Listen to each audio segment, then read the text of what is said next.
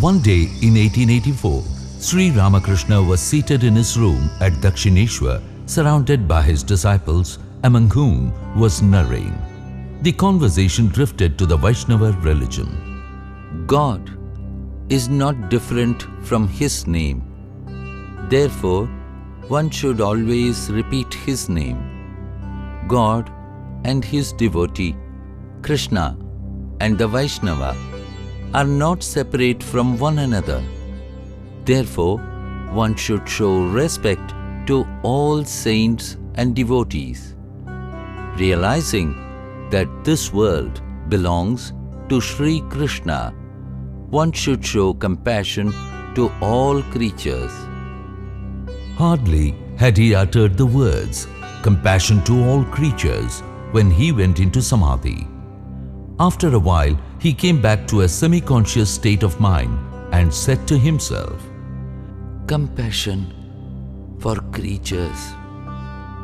Compassion for creatures. You fool! An insignificant worm crawling on earth. You to show compassion to others.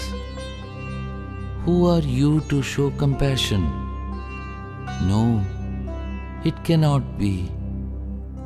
Not compassion for others, but rather Shiv Gyan Jiva Seva, service of man, recognizing him to be a veritable manifestation of God.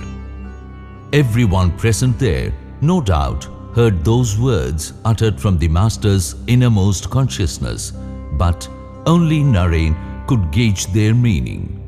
When Narain left the room, he said to the others, What a wonderful light I have discovered in those words of the Master. I have understood that the ideal of Vedanta lived by the recluse outside the pale of society can be practiced even at home and applied to all aspects of daily life. Whatever a man's vocation, let him understand and realize that it is God alone who has manifested Himself as the world and created beings. All his activities should be directed to the service of man, the manifestation of God upon earth, and this will accelerate his progress towards the goal. If it be the will of God, the day will soon come when I shall proclaim this grand truth to the world at large.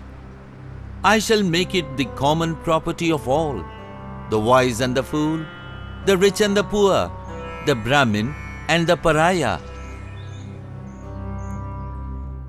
The watchword of all well-being, of all moral good is not I, but thou. Who cares whether there is a heaven or a hell? Who cares if there is a soul or not? Who cares if there is an unchangeable or not? Here is the world, and it is full of misery. Go out into it, as Buddha did, and struggle to lessen it or die in the attempt. Forget yourselves. This is the first lesson to be learned, whether you are a theist or an atheist, whether you are an agnostic or a Vedantist, a Christian or a Mohammedan. The one lesson obvious to all is the destruction of the little self and the building up of the real self. This life is short. The vanities of the world are transient, but they alone live who live for others. The rest are more dead than alive.